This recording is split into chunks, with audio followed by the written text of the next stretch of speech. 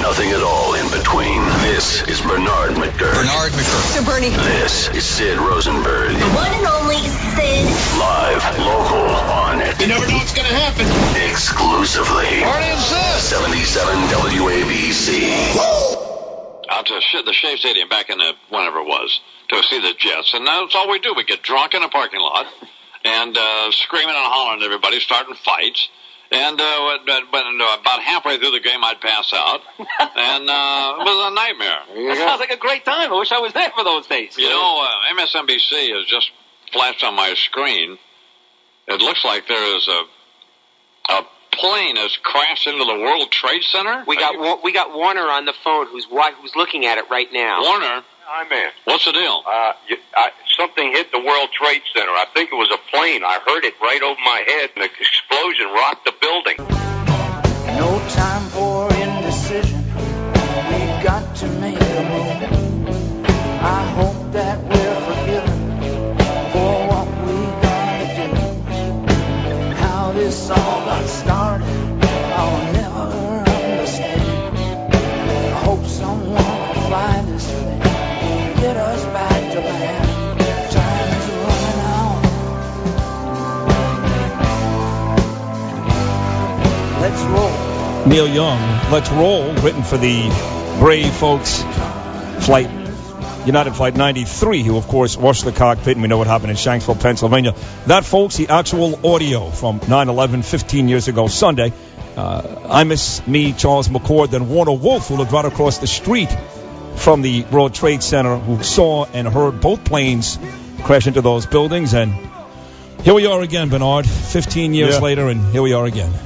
15 years ago, Sunday, to be precise. Yes, here we are. You and Warner Wolf were alternating on the Imus in the Morning program at the time as sportscasters, if I'm not mistaken. Well, by that time, it was Warner was pretty much done. It was really me and a little bit of John Minko. But Warner would still come on once in a while, like Lupica had done for Imus in the past, and do some sports stuff. And, again, he lived right across the street from the building. He's been friends with Imus, and he called in with the he was there. He saw the whole thing. He did. It was one hell of a live eyewitness account. It'll raise the hair on your back if you listen to the whole thing. Yeah. And I hate this time of year. I have to tell you. Yeah. I really do. It's funny. We talked about this the other day. We're going to do like a whole 9/11 show. Every year down in South Florida, Bernard, I did a whole 9/11 show. Montage after montage, guest after guest. Difference is down there, lots of New Yorkers moved there from here. They were here on 9/11, or they had family and friends who were here or who died. And they like that show down in Florida. I get the feeling up here, the actual place where it happened, people don't really want to keep reliving that every year. I think there is that sort of a sentiment out there, but you have to remember the fallen. Yeah. And, the first responders, over 300 firemen, and I don't know, what was it, 90-something cops? Yeah. You have to remember, it's tough, but there is a sense that you have to move on at some point. Yeah. You have to remember, but you want to move on. Last year at this time, I was preparing for my 9/11 show down in Florida, and it was a Thursday. 9/11 was a Friday last year, and I got a frantic phone call from my wife, Danielle, and she said, listen, you got to go to New York. I said, what do you mean I got to go to New York? I'm down in Florida. She said, your dad is going in for open heart surgery. I'm like, what? I had no idea. I literally flew up that night, that Thursday night, landed at Newark Airport about 1 o'clock in the morning, ran to Cornell Medical Center at about 3 o'clock in the morning, saw my dad for his 7 a.m. surgery, and it was touch and go. It was a very serious operation. He had quadruple bypass. And what's ironic is last year the Giants played the Cowboys in Week 1, Bernard, like they're going to do this Sunday. The Giants are in Dallas this Sunday. Right. And they closed the visiting hours at like 10, 11 o'clock at night in the ICU. The hospital actually allowed me to stay with my dad in his hospital room and watch the Giants and the Cowboys to the end of the game after midnight, which I thought was really, really nice. So that brings back memories with the Giants taking on Dallas this year, and 1 year removed my father Harvey from his open heart surgery. So and Harvey doing okay, killing it these days. No, doing okay. He flirts with Jill on. Yes, he does. Online. Yes, he does. Producer, So cute. Yeah.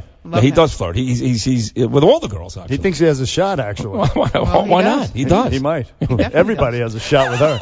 You kidding? Give me the right shot. Well, she's like Donald Trump. If you say something nice about her, she's going to love you. It doesn't matter if it's Putin or Harvey. It doesn't matter. If you've been on TV like once in the last 5 years, you know. That's right. Bring it on. She's like, you're famous. Let's get a room. That's right. Essentially. So Harvey, just get on Channel 2 News or something. That's it. He's in already. Right. He's good to go. Just buy me roses. When you played that audio, the voice was Mark Chernoff. Because, Bernard, you were on the streets that day because there was a mayoral election in New York City. There was a primary election. A primary, right. Yeah. So you weren't in studio that day. That was the voice of Mark Chernoff, who still runs the Fan. That's right. Yeah. There's little squirrely... Mark Chernoff. Oh, Imus, come on. How did you find out? Because and by the way, I love Mark Chernoff. Yes. I make fun of him. He loves you too. He's a man of integrity. Yes, he is. He's a good man. He is. Well, how did you? We were at the time we were still on MSNBC, the Imus show. So we had all the TV, how did you find out what was going on the street? We were on the street interviewing people with. Let's see, who was I with? Monteria Ivey, the late comedian Monteria Ivey, who used to open for Chris Rock.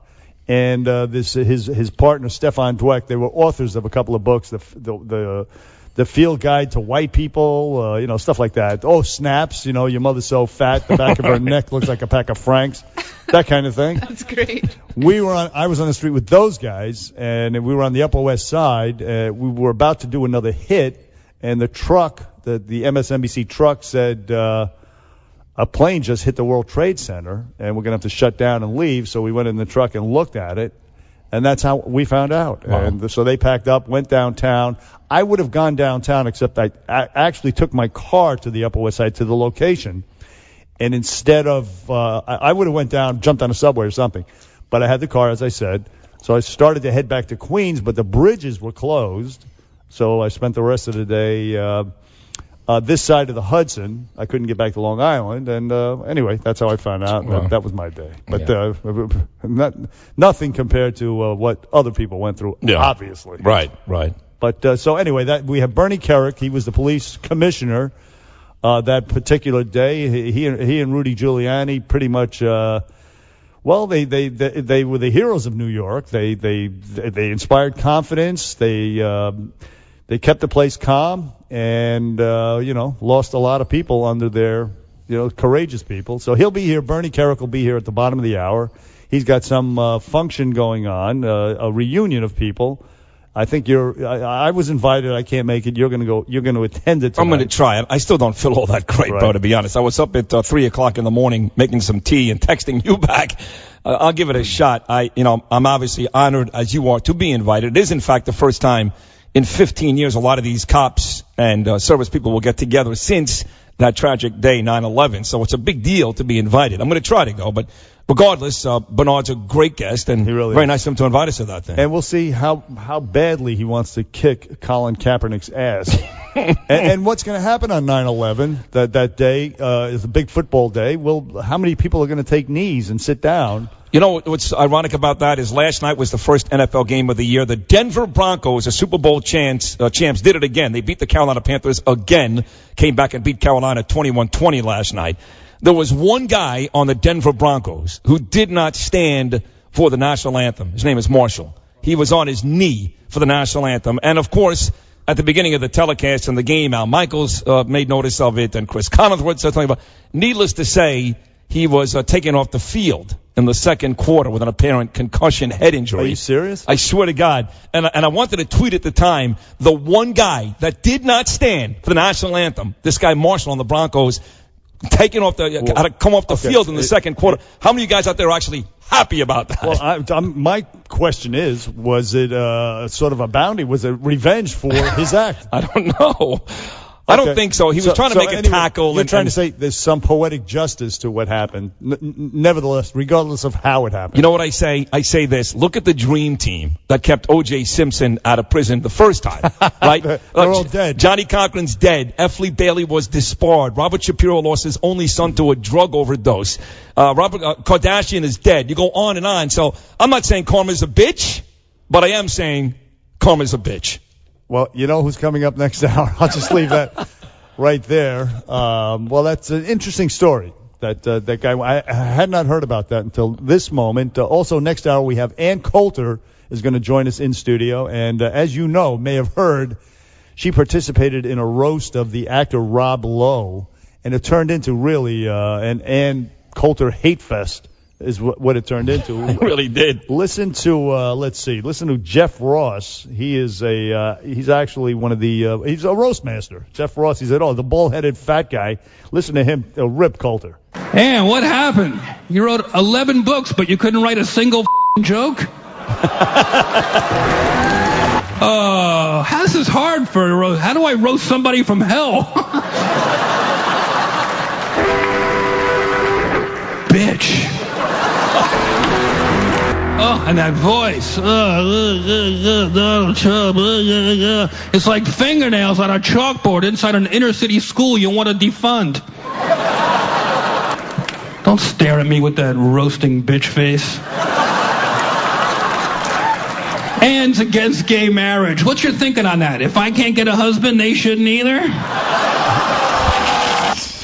God, he's tough, man. He gets really rough. Well, look, that's what the roast that's what they're all about, and she knew what she was getting into. Well, he's the roast master. Yeah, he's the best. I mean, it is as vicious as anything gets out there. Now, also that they had this actor David Spade, Joe Dirt.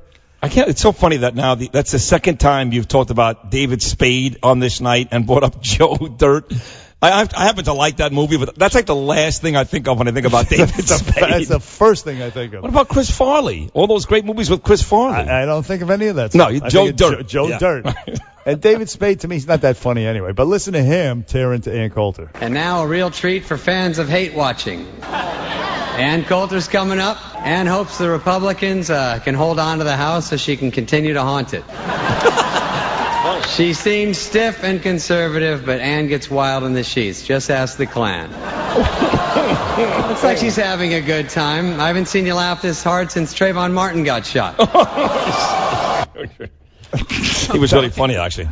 He was pretty good. Except that I say that was racist. It was? Yeah, because it makes me feel good to say it, you know? You know how it is? I have the moral high ground. I can say, that's racist. You made a Trayvon Martin joke. That's a tragedy. You shouldn't make a joke about a young black man who was killed by some wild-eyed vigilante on the streets. Oh, I feel so good now. You feel better now? Yes. Watching Stephanie Rule this morning on MSNBC, she must have used the word sexist. I only watched an hour because we're on the air at 10 o'clock, you and I. In 1 hour, maybe 4 times today? Maybe 4 times. Why did she do that? Well, when Hillary Clinton spoke 2 nights ago, the RNC said that she didn't smile enough. How sexist is that? That was the first time.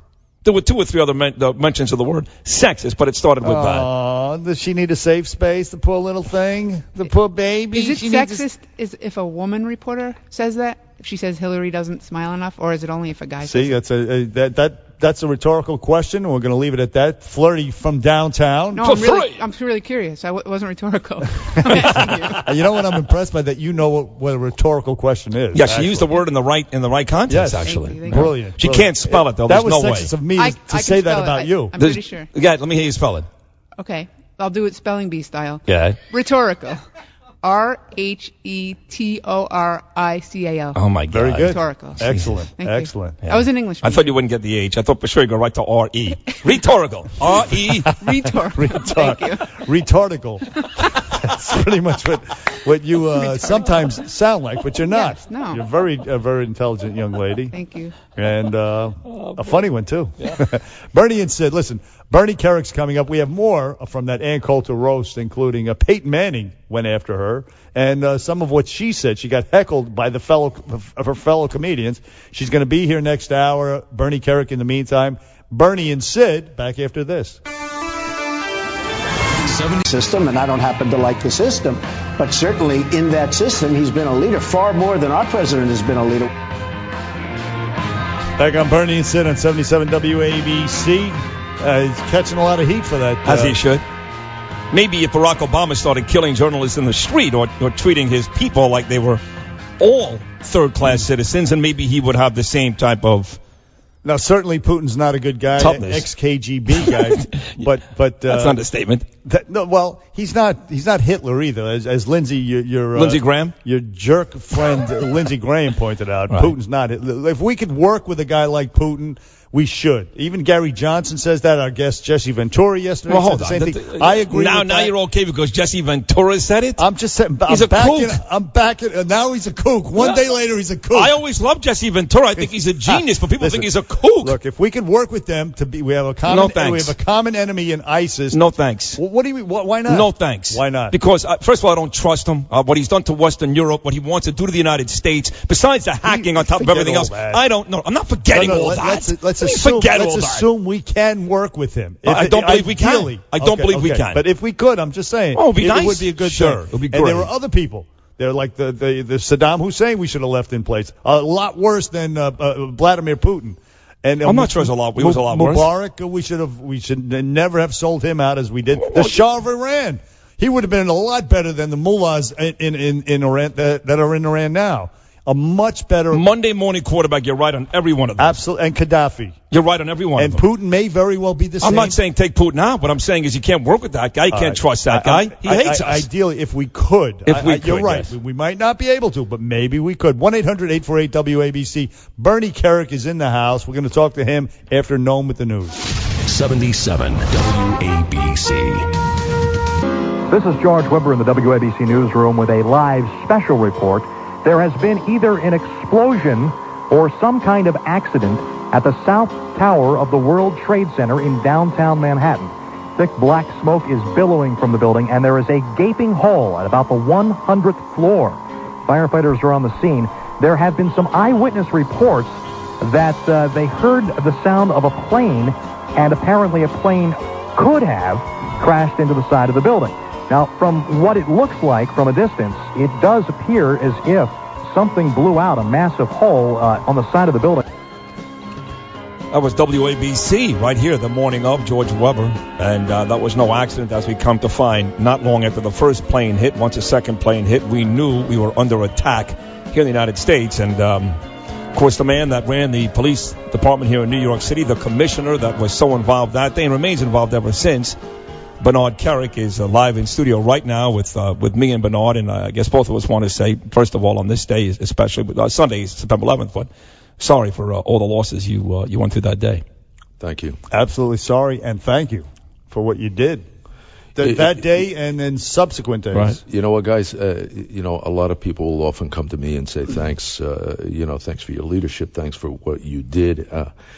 The real thanks goes to the men and women in the New York City Police Department, the Fire Department, the Port Authority Police, the EMS workers, the real first responders that were there that day. They understood the perils inherent with what they were doing. You had to know the dangers that you were, placed in, but they didn't give a damn. They went into those buildings. They did what they had to do. And in essence, they effected the most substantial and greatest rescue mission and evacuation in U.S., probably world history. Right. When you think of the people they got out of the buildings and the people that they got out of Manhattan, hundreds of thousands of people were massed out of Manhattan, either over the Brooklyn Bridge, over the boats into New Jersey, Staten Island, Queens, up into the Bronx. All of Manhattan, in lower Manhattan, was moved out very quickly, professionally. They did a tremendous job. Well, you're being very humble. You, of course, were a leader in that effort, no doubt on that day. But let's start from the beginning. Where were you when the planes first hit the building? When the first plane hit Tower 1, I was actually in my office. I just finished working out. I was exercising. I was standing in the bathroom taking a shave, and that was a close. My chief of staff almost knocked down the door to get in, and I walked out and I said, "What the hell are you doing? What are you doing?" He said, "Listen, a plane just hit Tower 1." And I said, "Okay, relax." I thought I'd look up on the screen of the TV and see like the tail wing of a Cessna or something sticking out of a window. That's what we all thought. Sure. Because not long before that, the pitcher for the Yankees, Corey Lytle, had crashed his plane into a New York City apartment building. Right. So, that's what I anticipated. When I saw the damage, I realized it was bigger than I anticipated. I spoke to the mayor. I told him I'd meet him at 7 World Trade Center, which was directly across the street from Tower 1. And I jumped in my clothes. I got downtown. I was there probably within 7 or 8 minutes after the attack. But we could not get into 7. When we got down to Vesey Street, the police had blocked off the area, and I remember this sergeant running up to the vehicle, and he said, "Commissioner, you can't get on to Vesey." He said, "They're jumping." And I'm looking at him, and I'm thinking, what? Wow. And I stepped out of the vehicle and watched many people jump or fall to their deaths. And then I was there for 3 or 4 minutes when the second explosion happened, when the second plane blew out the north side of the tower. I was standing in front of Tower 2 on West Street. So West Broadway. When that happened, I mean, there was debris falling down into the streets, and listen, when the second plane hit, I'm looking straight up. I didn't see the plane. The plane came from the southern end of Manhattan. So all I saw, when you see that big orange fireball, right, I was under it with my staff, my bodyguards. I'm looking up, and then it dawns on you after about 4 or 5 seconds, this stuff is coming down. Yeah. Right. People died. People died from the debris that came down. My guys grabbed me and probably gave me the biggest wedgie I ever had, dragging me up the block.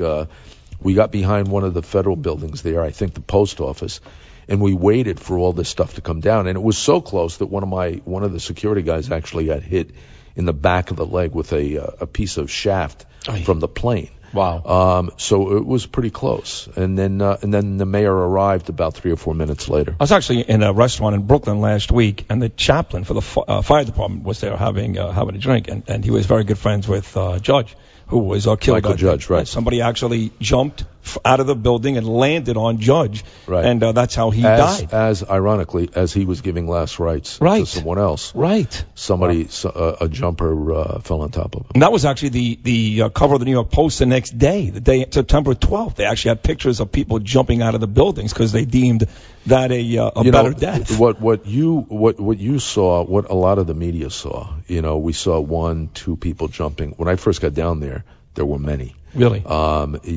lot. 1, 2, 3 at a time that were coming down off the building.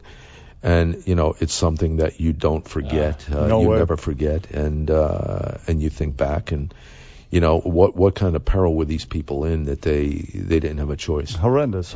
And you and the mayor were briefly locked in a building in the basement there. Well, what happened is we went down to West Street. We met with the chaplain, Father Judge. We met with the first deputy commissioner of the fire department, the chief of the fire department, the chief of operations for fire. Talked to them. We were leaving. Father Judge blessed us. He said, "God bless you. Be careful." We took off. We went back to Barclay Street, 75 Barclay Street. And the mayor went inside to call the White House. And he was on the phone with the White House. And they said, "The vice president's coming to the phone, stand by. The president's not in the building." And all of a sudden, the mayor puts down the phone. He just hangs up the phone. He looks at me, and I'm standing in the doorway right in front of him. And he said, "That's not good." He said, "I think they just said that they're evacuating the White House, and they think that the Pentagon got hit." And before I had time to wrap my mind around what he just said, the building we were in actually started shaking like a freight train was coming through it. And Chief Esposito, my chief from the police department, burst through the door and he says, "Get down, the building's coming down." And I didn't know our building, what building? Tower 2 had collapsed. Good Lord. On top of us. That was the freight train you heard. Yeah, and we were basically stuck in there for about 25 minutes. You're in this position where you can't breathe. There's all this fume and gas and dust and all this stuff. And I can remember thinking, all the stuff I've been through in my, gun battles and all the craziness I've had in my life, and I'm going to wind up suffocating in this thing. We can't get out of it. Can't get out of it. And all of a sudden we heard this door open, and these 2 little Spanish maintenance guys walked through the door. And we're looking at them. They're looking at, here's the mayor, the police commissioner, all of us. We're in one room. And I said, "Listen, you have keys to get through these doors going toward Church Street?" He said, "Yes."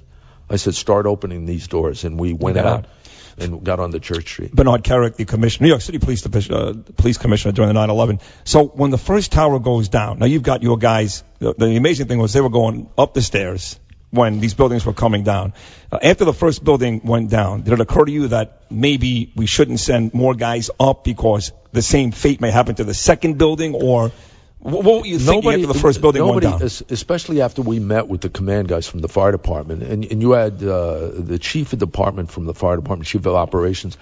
These are some of the most, all those guys died. Every one that we met with, they all passed away. Wow. Every senior guy in the fire department, with the exception of the commissioner who was up by us. When we met with them, they told us, look, we're not worried about the buildings coming down. We are going to lose everything north or above the impact zone.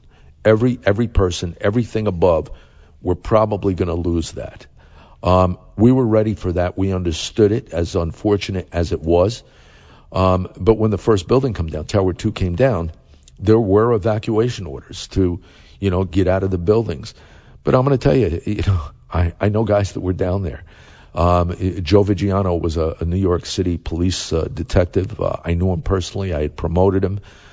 Here's a guy that was involved in 2 different gun battles over a 5-year period, shot 5 times, but volunteered to go to emergency service, one of the most dangerous jobs in the PD.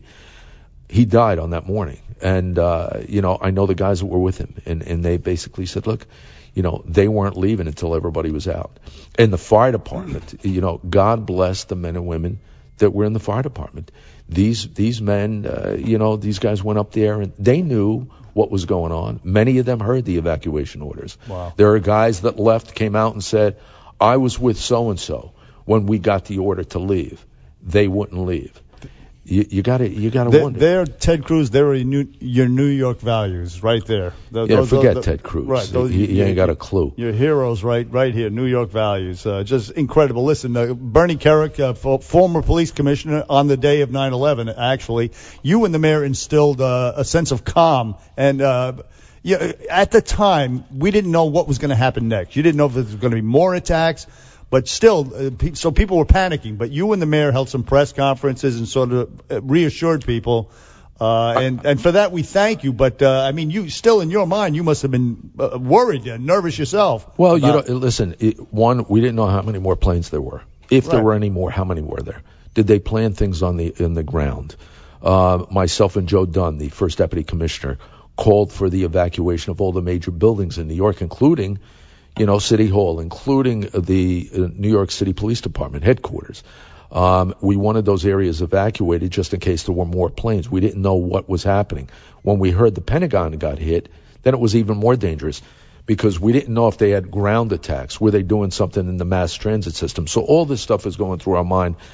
But I got to give Giuliani, the mayor, an enormous amount of credit because when he thought enough to get a pool radio, right? It was one of these reporters running down the street, get somebody that can get me to the public, right?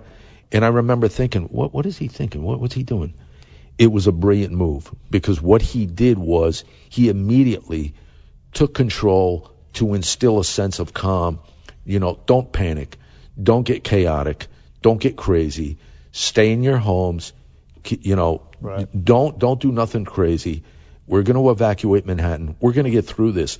And that's what people needed to hear at the time. It was an ingenious move. It worked. And it really created an environment where today, 15 years later, people will come up to me or come up to the mayor and say, you guys made us feel safe. Yeah. We felt good that we were going to be okay. We were going to get through this. There seems to be this feeling, though, from both parties, Republicans and Democrats, Bernard, that inevitably there'll be another one of these. I'm not talking about Omar Mateen walking into a nightclub and killing 50 people, which was horrendous, but another one on this scale in the United States, maybe even New York again. What do you think? You know what's it? There doesn't have to be another 9/11. You don't need planes flying into buildings to create what Osama bin Laden would call a catastrophic event, right, or a spectacular event. If we had 5 of these mass shootings in grammar schools on the same day, at the same time, I promise you, the mental devastation it will cause this country, the economic devastation, would be equal, if not worse, than 9/11. Right. So that's what we have to deal with in the future. The enemy that we had on 9/11 is far bigger than it was on 9/11. Far more vicious, if that's even possible. Well, he mentioned the kids. He mentioned grammar schools. Is that a legitimate concern right now? Listen, it happens every day in Iraq, in Afghanistan. Right. It's Beslan, Russia. Look what they did. 265 kids and 100 adults. This is the most brutal enemy that we've ever seen, and they're chameleons. This isn't a conventional enemy where they're in uniform, and we know who they are. So, Bernie Kerik, listen, we're out of time. You're a true New York hero. Did you ever get to finish that shave, by the way? I mean, no, I got it. I think it means that morning. No, that morning? Yeah. Half your face was shaved, I half did wasn't. not. I think I had a little goatee going or something, right? It looked pretty good, as I recall. Well, you look great today. I know you've got a big event later on tonight. Are you actually going to get together with a bunch of the folks? I actually have a reunion tonight. I have a private reunion for the executive command staff of the NYPD from 9/11. Every member of the department I've invited to come and be with us at the command level. So these were the people that oversaw the response, the rescue, the recovery, and the NYPD's investigative efforts from the first deputy commissioner, the chief of patrol, chief of detectives, deputy commissioners.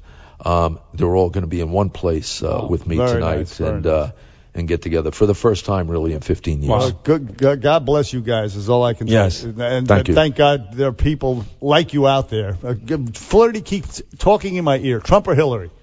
Trump. I can't do Colin Kaepernick. You want to punch him out, or is the what? I think he's a disgrace. Okay. Bernie Kerik on the Bernie and Sid show on WABC. Think of Pat Tillman. That's what they should. Thank you. Why aren't they standing for Pat Tillman? Yes, sir. Agreed, Bernie. I wish we had more time. God bless is all I can say. Thank you, Bernie. Thanks, guys. Thank you. Back after this.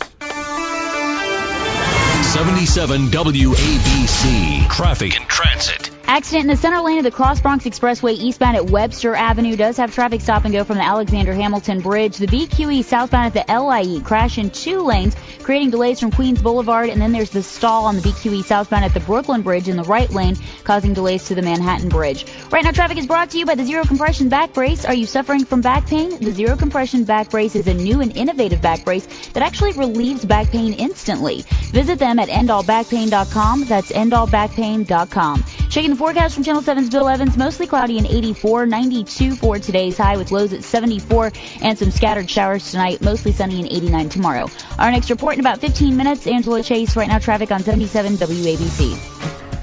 High Bar Shirt Company, the choice shirt of many popular entertainment and sports personalities. I have one on myself right now. It really is a classy-looking shirt. It makes even a lowlife like me look good. To make your own High Bar shirt, all it takes is 4 easy steps. That's it, folks. You don't have to go to some stupid department store. Give High Bar your neck size, choice of fit, trim, tapered, or relaxed, your sleeve length, and your shirt tail length. Then transform your wardrobe with an array of styling options and luxurious fabrics. All you have to do is go to highbarshirt.com and do that. Give them your size, and they'll send you a shirt. Bing, bang, boom, you'll look great. Also, visit the High Bar In-Stock Sport Collection. Sizes small through XXL. Each shirt proudly made in the USA since 1933. Don't forget, visit their website, highbarshirt.com. Experience the difference of a High Bar shirt, or call, by the way, 1-855-854-4321. Nothing at all in between. This is Bernard McGurk. So, Bernie. This is Sid Rosenberg. The one and only Sid. Live, local, on it. You never know what's going to happen. Exclusively. What is this? 77 WABC. All my friends are heathens, take it slow. Wait for them to ask you who you know. Please don't make any sudden moves. You don't know the half of the abuse. Back with hour number 2 of the Bernie and Sid show right here on legendary 77 WABC. Of course, we want to thank former NYPD Commissioner Bernard Kerik stopping in today to commemorate 15 years since 9/11. Of course, the actual day coming up Sunday, September the 11th. But a good man. Good man who got screwed. Yes, he did. Got screwed. Listen, big time. I don't care if he's guilty. It's kind of like Charles Rangel. It was such small potatoes. Right. But, the guy was a hero, and the things he did, and they didn't have to send him to jail. I could not agree more. That's what, it was very vindictive on somebody's part. I don't know who the hell it was, but. He stood up for this city at the time when we needed him most, and a lot of families that today, in the next couple of days, will be still mourning losses. Love that guy. So who the hell are we to judge him? He stood strong and he survived. That's Look right. at him now. He's thriving. He's going to have his reunion tonight, and I believe a reunion with the mayor on Sunday, Mayor Giuliani. Yes. So anyway, all the love and the luck to Bernie Kerik. And on the line with us right now. Yeah. Speaking of American heroes. Oh. Yeah. Back on Bernie and Sid here on WABC is Ann Coulter, the author of the new book, In Trump We Trust, E Pluribus Awesome.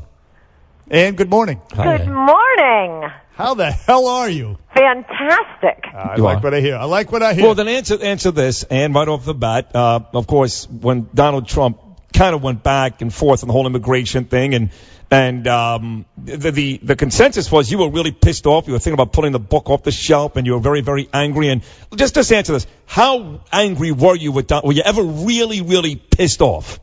No, I think he was just doing it to promote my book. Nice. It's the only time That's the brilliant. media notices I exist, when they think they can laugh at me, or when I have any helpful, constructive criticism for my candidate, Donald Trump.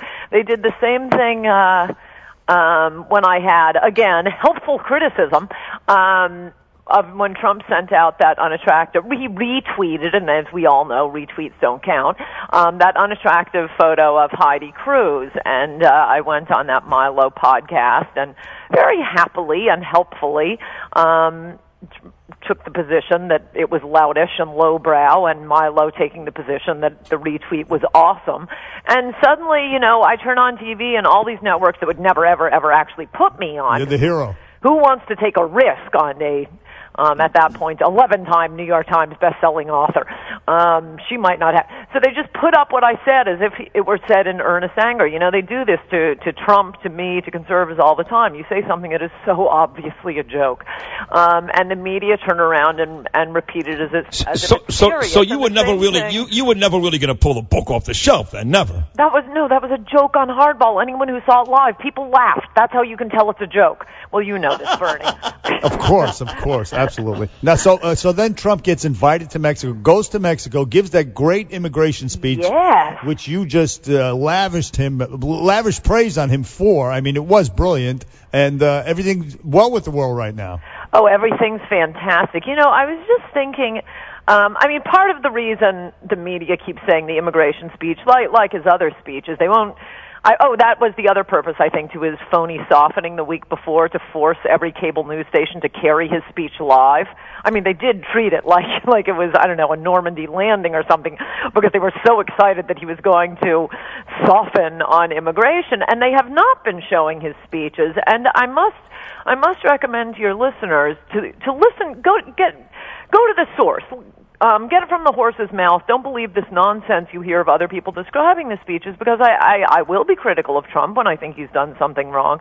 But in the past month or so, he hasn't done anything wrong. His speeches have been amazingly good. And think to yourself, isn't it odd that they never actually show you the speech? They just come on TV and say, oh, it was awful, it was dark, it was horrible, you don't want to see it. You just trust us. No, don't trust the media on this. But think of how much the country has changed. If you just read that immigration speech, I defy anyone to pull a paragraph out of it that would not get 90% agreement from the American people. The most important line, which is an all-new way of looking at immigration, and Trump is the first presidential candidate to think this. He says, immigration policy, the lodestar of our immigration policy will be, is it good for Americans?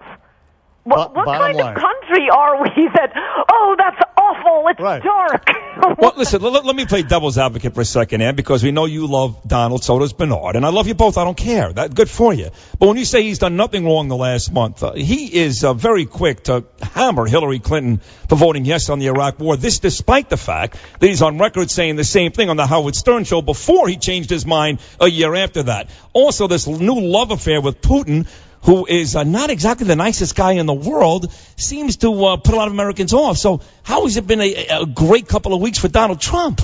Just look at the polls. For one thing, the Iraq War thing, and luckily you guys are a radio station, so you can play it. That when I first saw the written words, yeah, I guess so, I thought, oh, okay, so he was supporting it. Then you hear the way he says it. Oh my gosh, it's so obvious. That's a yes that means no.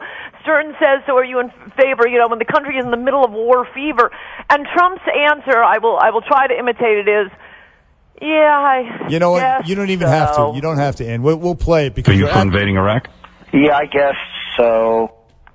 Okay, give me a break. Exactly right. It was very non-committal. That sounds like a yes to me. I'm sorry. I disagree with both of you. That is definitely a no to a country in the middle of war fever. I mean, it's hard to... And he was an entertainer at the time. He wasn't... He's still an entertainer. But what about the Putin thing? How does that thing sit well with you? I love seeing the left transform themselves into John Birch conspiracy theorists. Could have used this back in the 1950s. No, it's insane. I mean, it's the left who's always telling us.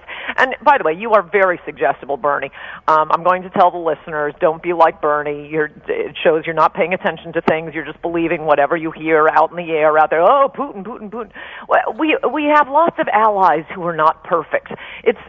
That's diplomacy. We try to work with ones. For Pete's sake, Hillary and Bush were best friends with all these Saudi leaders. They're the ones behind 9/11. What has Putin done to us? He doesn't have any ability to do anything to us. He's trying to hold his country together after all these globalists like George Soros looted it after the fall of communism. He hasn't. I think it's madness, the crazed conspiracy theories we are getting out of the left that are crazier than anything the John Birchers ever said. And that was when the Soviet Union was up and running and actually was conspiring against us. Right. And what would be wrong with getting along with Putin and Russia if we could? If we could. Course. And by the way, it's this one, for the first time ever, the left is not interested in diplomacy. Right. It's crazy. And they say he's a bad guy. Well, look, Saddam Hussein was a bad guy. We would have been better off leaving Saddam Hussein in place. Same thing with Mubarak. Same thing with Gaddafi. Yep. Same thing with Putin. If we can get along with a bad guy, and if it benefits us, let's do it. Absolutely right. It's very strange, that simultaneously the left wants to go to war with the rest of the world and bring them here. It's inexplicable, is what it is. And now listen, Ann Coulter, switching gears, you did this roast with Ann Coulter on the phone with Bernie and Sid here on WABC. You did this roast of Rob Lowe. Technically of Ann Coulter. It turned into that. I should have been on the marquee. It absolutely turned into that. But you say that they sort of edited your performance and made you look bad. I didn't see it, but I was there. And if people are saying I didn't get laughs, well, that's a lie. I mean, I assume your listeners are smart enough to know that these shows are edited. Reality TV isn't real. Rachel and Monica were not living in a fabulous apartment above Washington Square. This is the magic of television. Look, there are like 50 cameras. Cameramen walking around, there are mics all over. Yeah, this is what film editors do. I spend half my time in LA. A lot of my friends do this precise thing. So this isn't like a new thing. They edited it. No, we know they edited it. And if they showed that I was heckled, well, that's a lie. I wasn't heckled. No, are you sorry you did it at this point? No, again. You publicized the book. I'm for Donald Trump. I am 100% blacklisted. You know about the book now. Bitches. Also, and you will appreciate this, Bernie. I now have, I already kind of had it. I have at least a decade where I can say anything. I sat pleasantly listening to Ann Coulter is the C word, and someone helpfully counted it up for me yesterday. 19 times. Wow. I didn't flinch. I smiled. If it was funny, I laughed. Most of just hearing Ann Coulter is the C word I don't really get the funny twist at the end. Okay, I think now liberals are going to have to listen to me say retard, illegal alien, sanctuary city without, crying and falling apart. Develop a little thicker skin. What's fair is fair. But did any of those people, it's funny, I was watching somebody this morning, Bernard, and somebody on television saying that what Hillary should do in the debates is do exactly what Ann just talked about. When Trump, in fact, goes after her, just kind of grin and smile and act like it doesn't really bother you. But did any of those folks, whether it was David Spade or Jeff Ross, anybody specifically really actually get under your skin? Where you're like, what a jerk-off. Not really. I mean, it could have been funnier. That's really what the problem is. As Bill Maher's most frequent guest on Politically Incorrect, when I was on with a very successful person, a big actor, no matter how big a lefty they were, Tim Robbins, Dave Matthews, Kenneth Cole, I could name 10 of them. They were always perfectly lovely to me. It was when I was going to be on Politically Incorrect with somebody I hadn't heard of before. I knew, the has-beens and the wannabes, this is what they do to make a name for themselves. They just sit there and go after Ann Coulter, and this was an entire dais of has-beens and wannabes. So, right. I prefer funny jokes, and there are funny jokes that use the C word or ask a person to die about anything. Bernie knows this. You can make a joke about anything, and it can be funny. These weren't the funny ones. and here's the thing, too, Ann Coulter. You have a thick skin.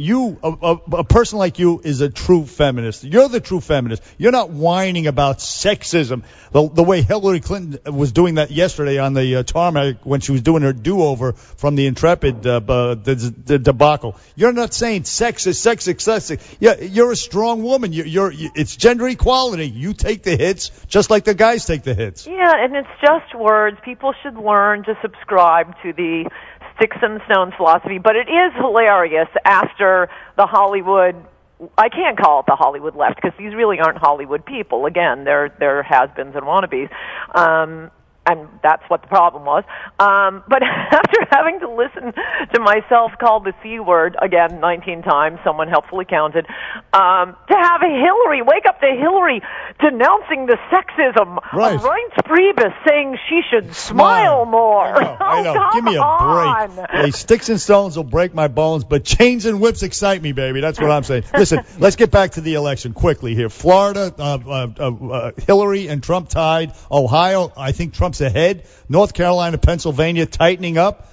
How does it look to you, Ann? Well, I've always thought it's more likely Trump wins than loses, so I do think he's going to win. I guess I'm not saying that the polls mean nothing, but gosh, an awful lot of them were wrong before. I would say that the price of admission for my book, now it's like $14 on Amazon, by the way, is the Genius's Appendix, where I just go through the primary and what all of our betters were saying to us, were telling us that Trump would never make it out of Iowa, he'd never make it out of New Hampshire, that he has more chance of cameoing in Home Alone than becoming the Republican nominee. And I just have the date, the quote, for 15 pages. I could have done it for the entire book if I had had more time on Nexus. So we've been told that this is impossible before. What happens, though? Look, I don't really care all that much, I have to be honest, Ann, because I think they're both really lousy candidates. Really lousy, both of them. What happens if Trump loses? You've been all in. For the first deal of the deck, you've been all in with Donald Trump. If he loses, how do you feel about this country moving forward? Do you lose all hope for the United States? Yes. This is, we're at the tipping point. At least I'll have my answer. Has the left so transformed America that a candidate who says government policy will be based on what's best for the people who live here, that's considered hate speech. The long march through the institutions by the left, maybe it has worked. They have brainwashed millennials into thinking that Americans are the worst people on earth, and anyone we can replace an American with makes this country better. No, it's America is It's the culture, the country that gleams and works the best. It's the most successful. It is the greatest country in the history of the world, and that will be gone. I mean, both Hillary and Tim Kaine say they will immediately amnesty all, as we know, at least 30 million illegal aliens, probably more like 40 or 50. That also will start another rush to the border for others wanting in on their amnesty. She wants to more than quadruple the number of Muslim refugees coming in. Right. Look, we can assimilate anyone to our successful way of life, but we can't in these numbers. And it's been going on for 50 years now, bringing in people from the most different. And look, I'm not politically correct. They are not as successful cultures. They are backward cultures. They do, have honor killings and clitorectomies and child rape, and massive financial frauds. This will so transform our country that there will be no point to at least what I have been doing for most of my life, what a lot of talk radio hosts do and Fox News does. It'll be over. The country will be Brazil, run for the very elites against the working class, and the middle class will be gone. True, and not only do they not assimilate well, we don't have the money to take care of refugees. We have veterans to take care of. We have inner cities to rebuild, et cetera, et cetera, et cetera. So forget all that nonsense and vote Donald Trump. Ann Coulter, you're a great guest. The book is In Trump We Trust. E Pluribus Awesome. The author again, Ann Coulter, our guest here. Thank you very much, Ann Coulter. Great job. Great to talk to you. Bye-bye. See you. Take care. Excellent job, Ann Coulter. 1-800-848-WABC. 1-800-848-9222. Curtis and Kubi in about 37 minutes. More of Bernie and Sid right after this. 77 WABC. Load the BS. 77 WABC. Do you dislike Hillary, or what are you? I know your political feelings about it. What are your thoughts about it? What I want to do is I want to make America great again, and she'll never be able to do it. She'll never be able to do it. She doesn't have what it takes. And all you have to do is take a look at all of the wrong decisions she's made over the years. But she does not have what it takes. When you say she's not presidential, what does that mean? This doesn't feel presidential to me. And it just doesn't have...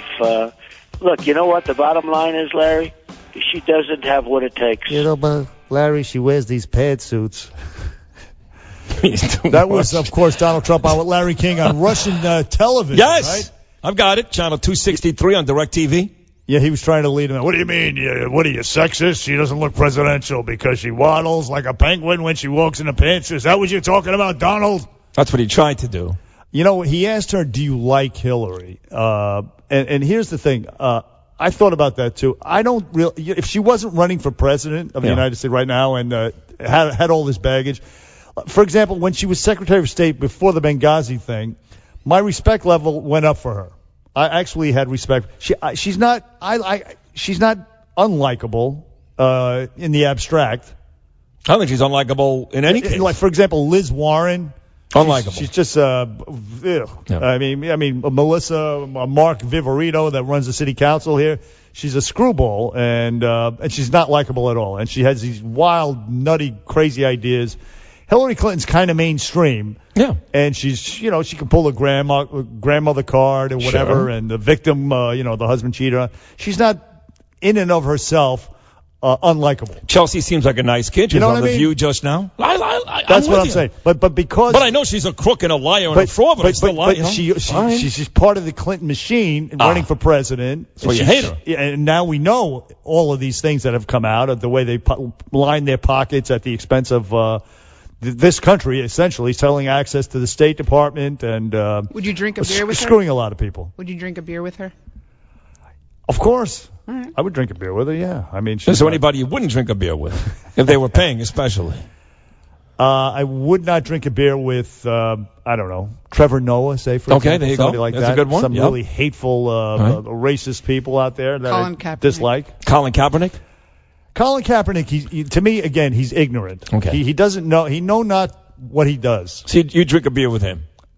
I don't hate the guy. You don't hate him. He believes I think he believes what he's saying because people like Hillary Clinton, who's now I hate her again. It's not even her. It's his girlfriend. It's not Hillary Clinton. It's his President girlfriend. Obama. It's all these news organizations, CNN. They're feeding these people this lie that cops are racist, that are shooting black males disproportionately, which is but why do you have to believe it? In other words, I'm endorsing Hillary. I'm voting for Hillary, and I know it's nonsense. He's not a rocket scientist. Because his girlfriend is pulling his strings like a puppet. I wouldn't want to have a beer with him. He's a selfish schmuck. There you what go. He is. He's a selfish narcissist, piece of garbage. There you go. But I think he's ignorant. What about Beyonce? You know what I mean? Would you want to have a beer with Beyonce? Nah, I would not. No chance. I think she would spit on me. I mean, why would I want to have a beer with somebody who I think would hate my guts? Talking about having beers, you and I love this show. I love working with you. This is as good as it's ever been for me, and I hope we're together for the next 50 years. And I mean that from the bottom of my heart. I love you, and I love this show. But by the time Friday comes along, like this week, for example, the Giants are playing against Dallas and the Jets and Bengals first week of football. And you're going to check out all the nonsense. I'm going to go to 3rd and 7. It's a bar on Quentin Road and 37th Street in Brooklyn. I'm going to sit there for like 8 hours, and I'm going to watch every football game. I'm not going to think about Hillary Clinton or Donald Trump or Gary Johnson or immigrants or none of these people. I'm going to watch just a banal football game. Nothing going on. You're going to go to a bar yes. to watch football games? It's by my house. I have all the TVs. I have all the... No, I understand. I can't watch just one game at once. I'm not Mike Francesa. I don't have a theater room in my basement. Well, so. you have a remote, for God's sakes. You can change the channel. I mean, you go to a bar. Well, that's interesting that you would go to a bar. I don't drink. Doesn't matter. And I'm not tempted. Even worse, go to a bar and not drink. Eat a burger, have a Diet Coke, and watch all the games. Love that. It's like going to a restaurant and not having any food. It doesn't make any sense. No, that's it. Why not just, to each his own. But I don't have enough. I have to watch every game. That's my deal, bro. Like I play FanDuel. I play fantasy football. I got to see all my guys at once. Will you wear your skinny jeans to the bar? No. As you drink your Diet Coke? Shorts and a giant jersey. All right. Odell Beckham Jr., number 13, giant jersey, white pair of shorts. I would rather drive an Uber car all day long than go to a bar and watch. Really? Do what you're going to do on Sunday. Do you watch UFC at a bar? No, I watch everything at home. Everything at home. Bernie hates people, remember? I saw this. I hate people too, but I just want to see all the games. Like the last thing I want is somebody to walk over and go, "Hey Sid, what's going on? What do you think about this?" I don't want to. What's the name of that bar you're going to be at? 3rd and 7. Stop that. See what you're doing? Listen, Ann Coulter, by the way, you talk about a woman with a set, with a pair. Right. I don't mean literally. Are you sure? She is. Yeah, I'm positive. Come on. That ain't right. She's our friend. I love Ann, even though she referred to me as Bernie about 6 times during today's conversation. She did. She attacked me. Right. And it was actually something stupid that you said. It wasn't stupid. It was actually right on the money. She's punching me out. Right. But we just let it slide. But then she gave you credit and was nice to you moments after. It didn't matter. She apologized to me in email. She realized subsequently. Did she realize? Yeah, she did. She texted. Who was the guy? The guy from Fox News. He was Eric Bowling. He was the worst. He was the worst. I would say, "Hey Eric, it's Sid. Baba." You go, "Listen, Bernard, what can?" That's right. And we don't sound that much alike. I don't think so. I mean, especially to Ann, who knows us. Been in the studio several times. In Florida too. Anyway, she was talking about Trump making fun of the disabled New York Times reporter, mocking him allegedly. Anyway, she said this. Take a listen. Are you suggesting that he was impersonating not Serge Kovaleski, but what you regard as a standard disabled person? And if so, is that okay? Why this language? There's a famous line from, Tropic Thunder. Robert Downey Jr. advising one of the actors, you don't want to go full retard, you want to do half retard or something. Okay, you don't like the word. Oh, well. Maybe Trump isn't a good sketch actor, but he was not mocking a disabled man. That is a media lie. Instead, what he was mocking was apparently, in your words, a standard retard. That isn't standing. That's a famous acting trope of pretending to be a retard. You may not like my words. That's not the words Trump used. That is a media lie. Whether you like my words or not, I don't lie. And that is a media lie. Listen, now everything's fair game. If they can stand there at Comedy Central and call a woman the C word, and everybody laughs and nobody says boo. No. Bother me. Anybody can say whatever they want. Okay. Just like the DNC, the email to Julian Assange released, exposed some of the things that they were saying about making fun of the black lady's name. Yeah. They were saying no homo. Gays, hey, right. Listen, right. you look good today. No homo. No outrage, no nothing. They're calling Ann Coulter the C word that rhymes with punt. Right. No problem. Talking about football. So she can do the retard. I don't care. Never go full retard. Can't do it. That was Tropic Thunder. That's what we were talking about that on this show. She must go on to that was a while ago. That was a while ago. Yeah, but who was thinking about Tropic Thunder? Nobody was. We out of left field, we pulled it out, played it on the air, and so Ann Coulter's clearly, she's crazy. She follows us. It's clearly insane. But we love her. You have to be a little bit insane in this world to make it. She is. She's making it. No, she's actually a genius. I can't tell you how many messages I got yesterday that said, Jesse Ventura, is he a complete kook or is he a genius? And my answer, of course, is both. And I would say the same thing about Ann Coulter. Like you said, you got to be a little crazy. And then again, she's a genius because she has taken her provocateur attitude and pissed off tons and tons of people, and along the way made tons and tons of money and made herself famous. Absolutely. That's impressive. Very impressive. That's a woman. That's a feminist. That's what I was saying to her earlier. A woman who takes all the shots without screaming, what are you talking sexism. Yeah. Oh, I need a safe space. Leave me alone. They're making fun of me because I'm a woman. Did you hear what they say? Just take it like everybody else. Does she watch porn?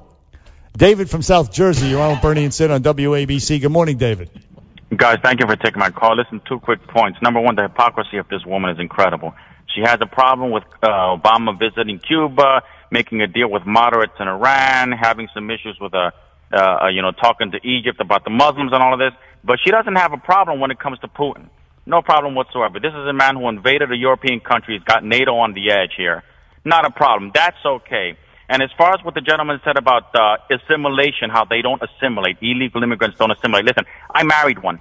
No, right? David, she's talking about some of these Islamic immigrants, the Syrian refugees, for example. That she's not talking about Latinos or Hindus or Irish or whatever.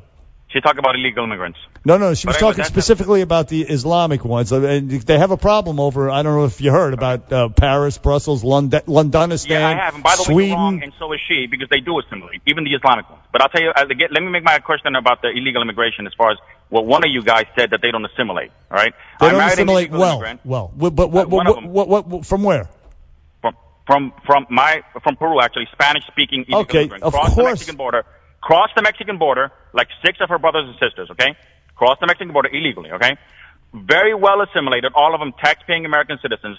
All of my illegal nephews and nieces that were born by these 2 illegal immigrants, okay, all assimilated, 2 served in Afghanistan. I don't know what the hell you're talking about. David, let me tell you something. I'll tell you what I'm talking about. I have in-laws who are from El Salvador. I mean, a lot of them from El Salvador. They assimilate perfectly. They're assets to this country. Latino immigrants are total assets. They're Christians, they're hardworking, and they want to live the American dream. They are not the same thing as these Syrian refugee immigrants that we want to bring in here. The Syrian refugee, for example, they do have these honor killings. They have this mentality. A lot of them subscribe to this stuff. The clitorectomies. You've had honor killings in this country. They hate Jews. There's some of them. They want to be cliquish. You see what's happened in some of these Muslim slums in Paris and Brussels, and to some extent in London, and especially in Sweden. Well, here That's too. what we're talking about. If you want to go to Michigan, not Latinos. Don't paint them all with a broad brush. Not Hindus. Right. We're not talking about Buddhists. You can go Polish, none of that. You can go to Michigan too, right here in our own country, and see how they don't assimilate. Dearborn, those types of places where they just live amongst each other.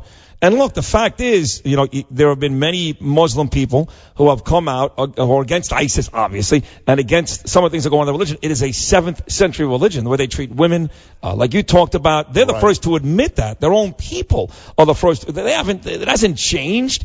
And that becomes an issue. That's the problem. There's no racism involved. It's just that's a fact. 1-800-848-WABC. Bernie and Sid back after this. 77 WABC. Traffic.